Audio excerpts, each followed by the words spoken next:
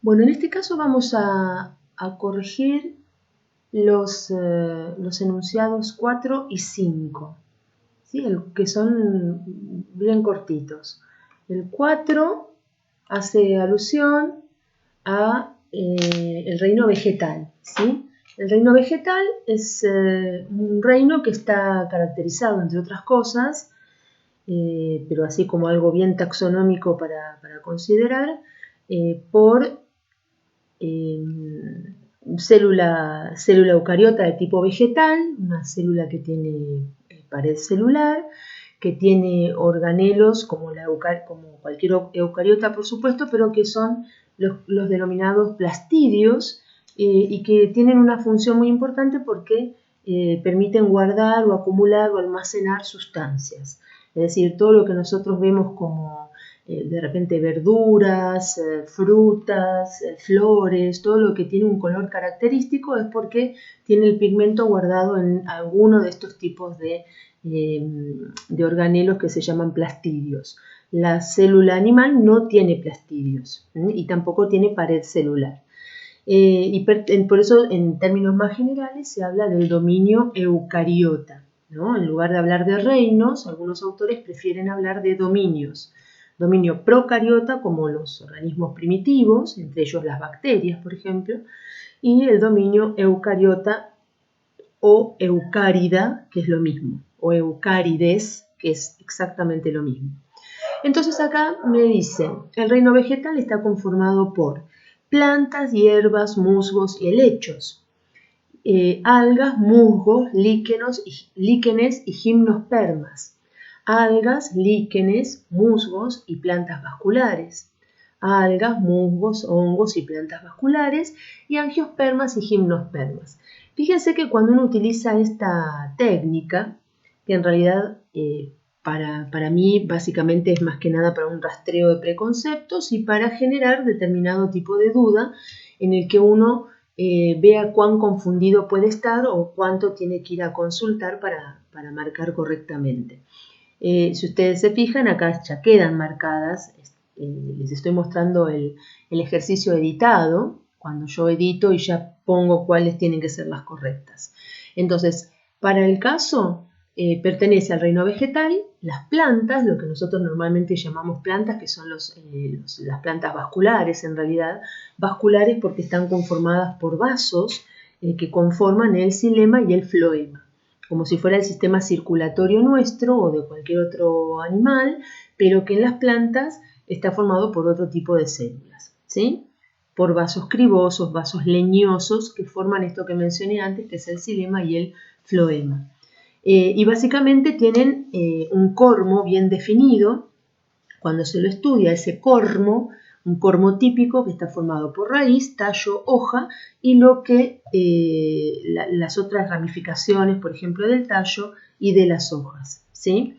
Llegando inclusive a flor, fruto y por ende dentro del fruto la semilla, ¿no? Pensando en el ciclo completo de una planta superior. Tengan en cuenta que cuando hablamos de plantas superiores no nos referimos a superior por una cuestión de altura o de importancia, sino estamos hablando de un nivel de organización superior. Y lo superior en organismos siempre estamos hablando de sistemas de órganos, sistemas organizados, y en el caso de una planta superior estaríamos hablando de sistemas organizados formando ese cormo típico. Las algas, los líquenes y los musgos pertenecen a plantas inferiores, ¿sí? Entonces acá, dicho en general, plantas también se podría considerar como correcto.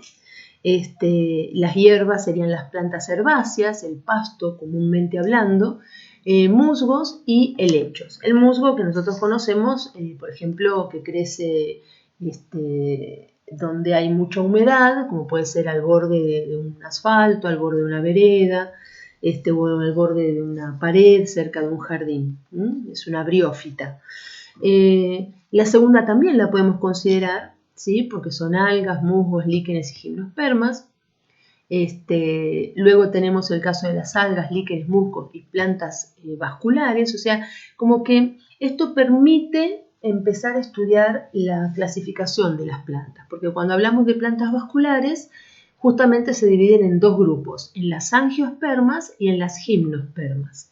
Las angiospermas son las que tienen flor, colorida, con corola, con cáliz, con todas las membranas que nosotros conocemos que tiene una flor, la planta vascular con flor, y las gimnospermas tienen sus flores a veces encriptadas, algunas de ellas tienen sus flores con esta forma de estróbilo o cono o piña de conífera, y las semillas están desnudas, por eso gimnospermas, ¿no? Como semillas desnudas.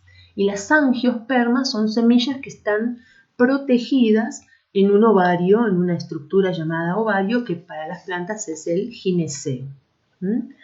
Luego, la única en este caso que no marqué como correcta, básicamente porque tiene un error conceptual, es la opción 4, que tiene la palabra hongos, y hongos que corresponden especialmente a otro reino, que es el reino fungi o fungi, y no es un reino evolutivamente inferior, y entonces directamente eso está mal y no podemos marcarlo como correcta. Las otras nos sirven para esto, ¿no? Para que mientras uno va corrigiendo y va mencionando y va diciendo, puede interpretar y hacer otra explicación. Acá en el caso de los helechos verdaderos son plantas inferiores, ¿sí? ¿Por qué inferior? Porque no tiene ese cormo que les mencionaba antes, ese raíz, tallo, hoja, flor, fruto no está tan determinado, tiene un tejido más delgado, más simple, y no tiene flores. Los helechos verdaderos no tienen flores. Por eso algunas veces utilizamos para armar algún ramo de flores, algún ramo no sé, decorativo, de novia, si se quiere, o para la iglesia o lo que fuere, y solemos utilizar una de las plantas que es como plumosa y que tiene como una florcita blanca muy pequeña, y normalmente le decimos que es un helecho para acompañar a las rosas o alguna otra flor. Y sería un error conceptual, ¿no? Biológicamente hablando es un error conceptual porque si tiene flor no es un helecho. Es una planta, es otro tipo de planta, vascular, por pequeñita que sea, pero que si tiene flor, tiene su cormo completo. Muy bien. Y luego vamos a la 5, que era la que faltaba. Me parece que era así, 1, 2, 3, la quinta. Acá nuevamente vuelvo a presionar para que se vea cuáles son las que yo marqué como correctas o las que podríamos empezar a pensar. Entonces, algunas adaptaciones del cormo pueden ser, ¿no? Siempre en la redacción esto de hacerlo de modo natural, ¿no? Y coloquial, como no estamos haciendo una afirmación 100% taxativa, sino que puede ser, existe la posibilidad, con lo cual si una de estas opciones estuviera incompleta, uno podría llegar a marcarla en esta primera instancia, porque está incompleta pero no está mal. Ya en una instancia superior, en la que uno, superior digo cuando practicó mucho más choice, o cuando ya está, no sé, rindiendo un choice mucho más estricto, mucho más tradicional, ¿verdad? Para ser evaluado definitivamente con una nota numérica, bueno, ahí sí uno tiene que estar 100% convencido de que lo que marca está completo y correcto. Pero en este caso, les vuelvo a repetir, es como para ir sondeando la gran cantidad de contenido conceptual, de conceptos que nosotros tenemos que ir manejando a la hora de poder explicar un determinado tema. Y cuanto más sepamos, como siempre digo, más posibilidades de explicación, de relación con otros temas, de ejemplificación vamos a poder tener, ¿sí? Entonces, una de esas adaptaciones, recuerden que el concepto de adaptación es un concepto amplio que tiene que ver con los 3 tipos de características que cualquier tipo de organismo fue recibiendo de generación en generación a partir de la evolución. Esas características son morfológicas, fisiológicas y etológicas, ¿sí? Entonces empezamos. Dice, podría ser que estemos hablando de raíz fibrosa para absorción del agua. Correcto, sí. Las raíces pueden ser fibrosas, también pueden ser otro tipo de raíces, pero es correcta que una de las funciones de la raíz es absorber agua. Otra de las funciones es fijarse al suelo. Pero dijimos que en este tipo de ejercicios uno podría estar incompleta y sin embargo, tal y como la leo, es correcto lo que está diciendo. Por lo tanto, sí podríamos marcarla como correcta. La otra es tallo con crecimiento secundario para soporte. Esto también es correcto. El crecimiento de las plantas se define como crecimiento primario y crecimiento secundario. El crecimiento primario es el que le da la altura y el crecimiento secundario es el que le da el grosor a las ramas y a los tallos, ¿no? Cuando estudiamos de repente el corte transversal de un tallo y vemos diferentes tipos de anillos, esos anillos todos de chiquitos sabemos que tienen que ver con el periodo de crecimiento de esa planta, de ese árbol. Y para soporte, sí, lógicamente, porque va a soportar todas las ramas, todo el follaje, no sé, aves inclusive que lo utilicen como nicho ecológico y como hábitat, entonces es correcta esa afirmación. La otra, flores para purificar el aire. Esto es incorrecto, porque las flores tienen una función reproductiva, no de purificación del aire, más allá de que tengan o no un agradable aroma o fragancia. Tallos herbáceos, leñosos o suculentos, trepadores o volubles. Eso es correcto, eso es un tipo de clasificación de los tallos, ¿no? Herbáceos como el pasto que había mencionado en otra oportunidad, leñosos, los que tienen tronco portentoso, suculentos son los que acumulan agua, como esas plantas suculentas que nosotros conocemos, un cactus por ejemplo, o no sé, la moneda, algún otro similar. Trepadoras, como todas las trepadoras enredaderas que se soportan de diferentes soportes, valga la redundancia, tanto como pared, madera, alambre, tutores, y volubles, justamente esas que en la medida que toman contacto con alguna superficie comienzan a enredarse en ella. Eso es ser voluble, ¿no? Como un zarcillo de la uva, de la vid. Entonces eso es correcto. La otra, raíces almacenadoras como la zanahoria, la remolacha, la dalia y el nabo. Si bien es cierto que hay raíces que son almacenadoras, no todas las que menciono acá son raíces, porque por ejemplo la dalia es un tubérculo, no es una raíz. Y un tubérculo es un tallo modificado, no es una raíz modificada. La zanahoria sí es una raíz modificada. En realidad, para poder darse cuenta de eso, uno debería hacer un corte muy finito y mirarlo al microscopio para identificar el tipo de tejido y saber si se trata de un tejido de tallo o de raíz.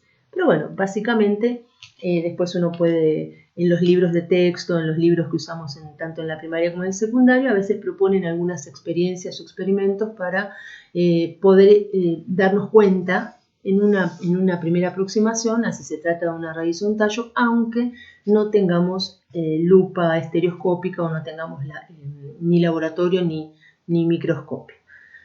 La que sigue, raíces adherentes como la hiedra, correcto, esa se entiende claramente, es correcta. Hojas para hacer fotosíntesis, sí, es cierto. Las hojas en alto porcentaje de probabilidad sirven para hacer fotosíntesis. Modificaciones de tallo como rizomas, tubérculos y estolones, eso es correcto. ¿Sí? Antes se había dicho, y por ejemplo, que la dalia no es una raíz, sino que es un tallo modificado, como la papa, tubérculos, rizomas y estolones, que son otros tipos de modificaciones. Y la novena opción, dice hojas moradas para asustar a los depredadores. Eso es incorrecto, es un absurdo. Raíz para la fijación al suelo y la absorción del agua, correcto. O sea, de alguna manera esta opción completa y dice mejor lo que decía la opción 1, ¿no? Luego, raíces chupadoras, que se denominan austorios, presentes en la cuscuta y el cabello de Venus. Eso es un nombre específico de un tipo de planta. Son algunas de las plantas que aparecen en los manglares, que son un tipo de ecosistema de transición y que de alguna manera de las ramas superiores como que caen tipo flechas al suelo, una modificación de raíz que sirve para lugares donde no hay demasiada agua o hay mucha pero no la están pudiendo aprovechar, entonces sirven para poder chuparlas literalmente, absorberlas, por supuesto por procesos físicos, ¿verdad? Ósmosis, transporte de membrana, bueno, etc. La número 12, gineceo para la reproducción, eso es correcto. Raíces aéreas y subterráneas, eso es correcto. Tallo con ramificaciones simpodial y monopodial. Cuando hablamos de la ramificación simpodial y monopodial, por supuesto que, por ejemplo, en primaria esto con este detalle no se ve, y en secundario uno lo podría mencionar, ¿por qué no? Ya que lo hemos estudiado, bien valdría la pena hacerle una pequeña distinción. Básicamente la ramificación simpodial es aquella ramificación que da por resultado árboles o arbustos bastante corpulentos y de una ramificación bastante amplia, o sea, una copa amplia, como ramas que se abren hacia los costados y se van subdividiendo, dando una copa amplia, pero no llegan a alcanzar alturas que nunca terminan de crecer. ¿Sí? Sí puede ser árboles, por supuesto, el álamo o algún otro que tienen una altura bastante importante, pero aún así sigue siempre teniendo una ramificación lateral. Esa es la simpodial, ¿sí? Quiere decir que la yema apical, o sea, la yema superior, en algún momento va a dejar de crecer y va a dar paso a todas las demás yemas axilares de los costados para dar ramas hacia los costados. Y la ramificación monopodial es lo contrario, es aquella en la que la yema apical, o sea, la que está arriba de todo en el vértice, siempre sigue creciendo, con diferente velocidad de crecimiento, pero siempre sigue creciendo. Por lo tanto, siempre va a seguir subiendo la altura hasta tanto el árbol vaya envejeciendo. Son partes de nuestros conceptos que manejamos, que forman parte de nuestro glosario y que a veces al mirar, por ejemplo, hacia afuera o mirar nuestros jardines, mirar en la calle, los árboles que hay, frente a una determinada pregunta así coloquial que uno pueda tener, uno podría dar una respuesta un poquito más específica. Vale aclarar que así como está redactado, todas estas opciones que podemos marcar como correctas o incorrectas están redactadas simplemente para poder relevar conceptos y poder empezar a aumentar el bagaje de contenidos que nosotros tenemos, ¿verdad? Pero si nos ponemos estrictos en cómo están redactadas, está redactado de un modo muy, no simple, pero sí muy lamarckiano. Recuerden que cuando hablamos desde el punto de vista de la evolución, como lo haría Lamarck siempre hace una relación entre la estructura y la función. ¿De qué manera? Como tiene tal estructura para hacer tal función. Parecería que es un sí o sí. Si tengo esto, puedo hacer aquello. Por ejemplo, en algunas afirmaciones como hojas para asustar a los depredadores, hojas para hacer fotosíntesis, raíces para chupar el agua, gineceo para la reproducción. O sea, sí nos sirve ahora para ir formando y seguir estudiando nuestro glosario, pero recordemos que no es la manera adecuada en el momento en que uno se pare a explicar el tema. Tendríamos que decir enunciados tales como la presencia de tal o cual estructura le permite a la planta, en la mayoría de los casos, poder cumplir determinada función. Ustedes dirán, bueno, pero es lo mismo que decir para.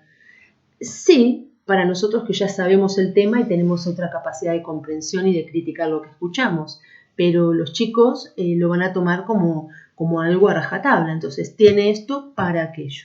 Y ahí estaríamos cometiendo un error evolutivo importante. Pero bueno, eso se va aprendiendo también con la práctica y con la lectura de todos los trabajos que vamos haciendo. Otra cosa desde el punto de vista práctico, cuando nosotros resolvemos esto, si yo ya lo mando para resolver, por supuesto ustedes no van a tener estas respuestas, ahora sí porque lo mostré a propósito. Sucede que cuando nosotros al resolverlo no marcamos todas, que son casi todas prácticamente las que yo opté por colocar, el sistema de Google Drive, por más que, no sé, hay 10 que son correctas y vos pusiste 4, el sistema te pone 0.